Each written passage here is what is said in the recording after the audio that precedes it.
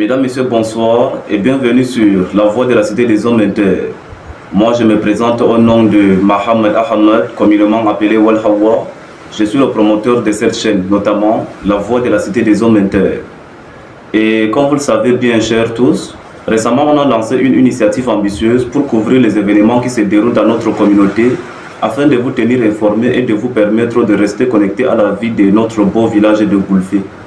Mais malheureusement, nous avons rencontré quelques difficultés techniques qui nous ont empêchés de poursuivre notre travail pendant quelques semaines. Et donc aujourd'hui, même si le problème n'est pas encore totalement résolu, nous sommes quand même de retour et nous avons le plaisir de vous partager les événements qui se sont déroulés pendant notre absence.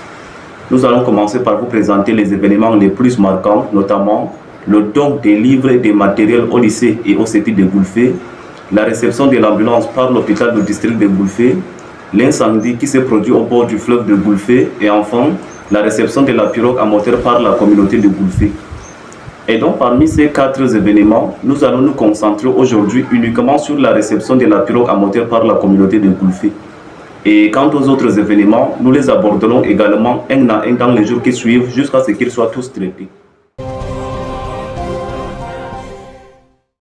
Irrélatif, la cérémonie officielle de la remise de la pirogue s'est déroulée le 10 octobre 2025 à l'esplanade du sultanat de Goulfé en présence du sultan et ses notables de la population locale.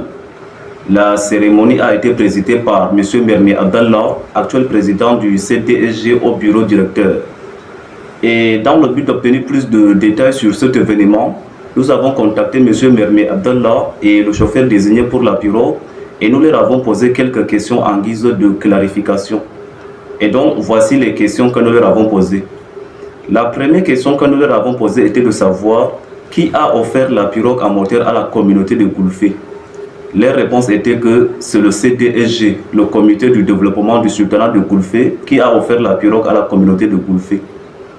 Et pour ceux qui ne connaissent pas le CDSG, il s'agit notamment d'une association de Goulfé qui regroupe notamment les élites de la dite localité qui chaque année cotisent des sommes importantes pour financer des projets bénéfiques à la population de Goulfé. Et donc, cette année, la pirogue à moteur fait partie de ces réalisations. Ainsi dire, pour répondre à la question de savoir qui a donné la pirogue à moteur à la communauté de Goulfé, il s'agit bien évidemment du CDSG qui en est le donateur. Et donc, la deuxième question que nous leur avons posée était également de savoir qu'est-ce qui les a motivés à offrir la pirogue à moteur à la communauté de Goulfé. Les réponses étaient que chaque année, pendant la saison des pluies, les routes terrestres sont coupées par des eaux, ce qui rend très difficile les déplacements en voiture ou en moto. Mais cependant, ce qui les a poussés de manière effective d'acheter la pirogue à moteur à la communauté de Goulfé, c'est que durant ces 2 dernières années, la communauté de Goulfé a connu des difficultés de déplacement non seulement pendant la saison des pluies, mais également pendant la période d'inondation qui suit. Les routes sont coupées et rendent très difficile les déplacements pour des commerçants, des personnes qui se rendent à des cérémonies, les malades qui doivent être transportés à l'hôpital, etc.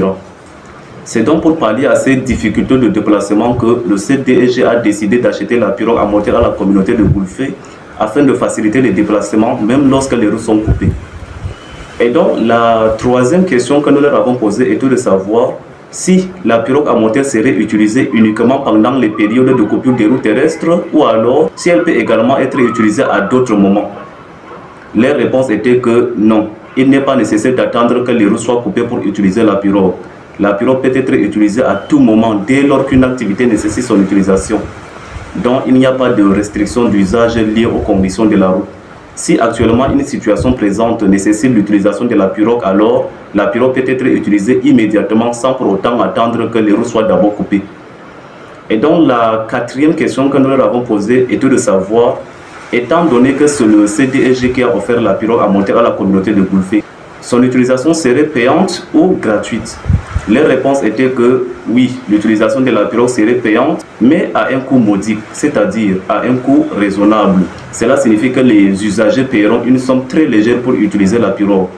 Cette somme servira notamment à couvrir les coûts d'entretien de la pirogue, de carburant et de rémunérer le chauffeur pour le travail effectué. Donc, cette somme n'est pas un tarif commercial, mais plutôt une contribution pour assurer la pérennité de la pirogue.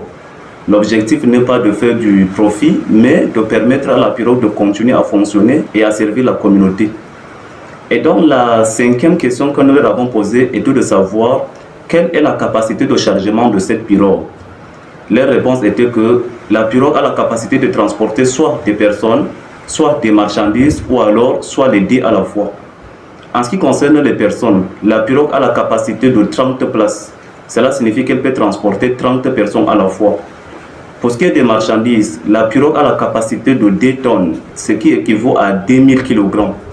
Et pour donner une idée plus concrète, prenons l'exemple du ciment.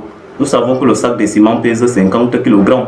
Alors, divisons les 2000 kg par les 50 kg. Cela nous donne notamment 40 sacs de ciment. Ainsi dire, la pirogue a la capacité maximale de transporter 40 sacs de ciment. Mais si la pirogue doit transporter à la fois des personnes et des marchandises, alors la capacité de chargement sera équilibrée. Cela signifie que la pirogue prendra une quantité raisonnable pour ne pas dépasser sa capacité maximale. Et donc la sixième et la dernière question que nous leur avons posée concernait les informations supplémentaires qu'ils souhaitaient ajouter relatives à l'utilisation de la pirogue. Leur réponse était qu'ils n'avaient pas grand-chose à ajouter, mais qu'ils souhaitaient néanmoins insister sur l'importance pour la population de respecter les consignes relatives à l'utilisation de la pirogue.